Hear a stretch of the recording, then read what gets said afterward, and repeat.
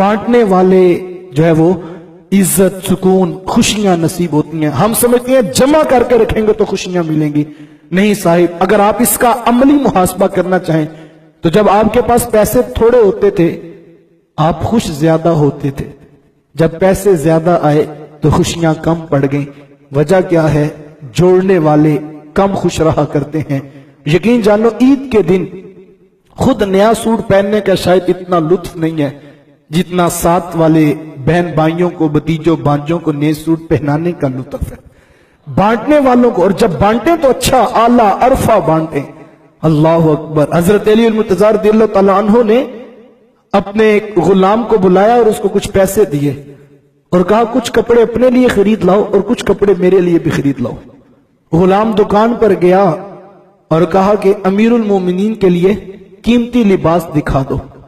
तो दुकानदार ने अच्छे अच्छे कीमती कपड़े हजरत अली के लिए दिए और कहा कि कुछ कपड़े अमीरुल मोमिनीन के गुलाम के लिए भी दे दो। तो उसने सस्ते कपड़े उस गुलाम के लिए दिए।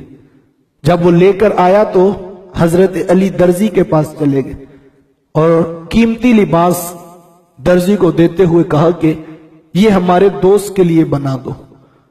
तो वो हाथ जोड़कर कहने लगा, हजरत मैं गुलाम हूं, आप अमीरुल मोमिनीन हैं, कीमती लिबास की तो आपको जरूरत है। तो हजरत अली फरमाने लगे, मियां मैं बूढ़ा आदमी हूं, मैं सस्ते भी पहन लूंगा तो फर्क नहीं पड़ता, तू जवान आदमी है, कीमती लिबास तुझे सोना लगेगा।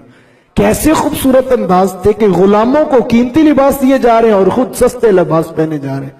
जो ऐसे बांटने का मिजाज रखते हैं फिर उनके नाम जिंदा रहा करते हैं।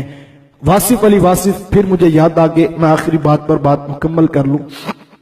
वासिफ साहब ने एक इदारा बनाया और वहां पर बच्चे और तुलाबा पढ़ते, लेकिन चूंकि तबीयत में गिना था और दिल दरिया था तो जब कोई गरीब आता आकर कोई मसला पेश करता और कहता कि जी मैं तो बच्चे की फीस नहीं दे सकता, तो वासिफ साहब कहते अच्छा यार कोई बात नहीं, बच्चे को पढ़ने के लिए भेज दिया करो, तुम्हारी फीस हम दे दिया करेंगे। कभी कोई बेवा आती तो वो बताती कि जी मेरे बच्चे का मसला है, हम बड़े गरीब लोग हैं, बच्चे को पढ़ने का शौक है, तो आप कहते कोई बात नहीं, जो है बच्चे को भेज दिया करो, फीस हम अपनी जेब से दे दिया करें। तो 2-4 साल गुजरे तो एक दिन अकाउंटेंट और मुंशी आपके पास आकर बैठ गया।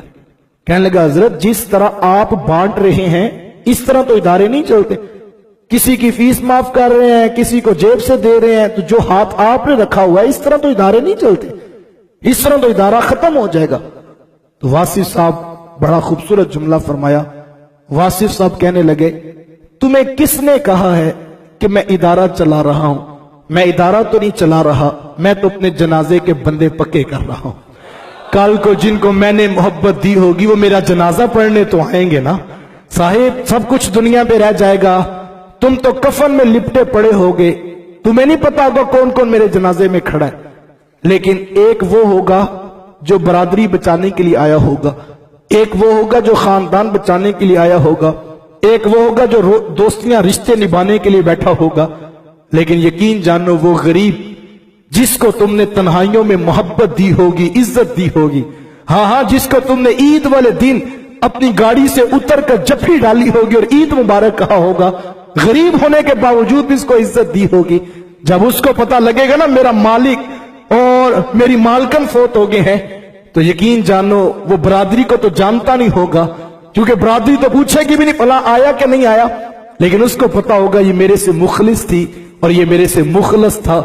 तो फिर वो जब वो दुआ के हाथ उठाएगा फिर बताने की जरूरत नहीं कि उसकी दुआ कितनी जल्दी कबूल होगी।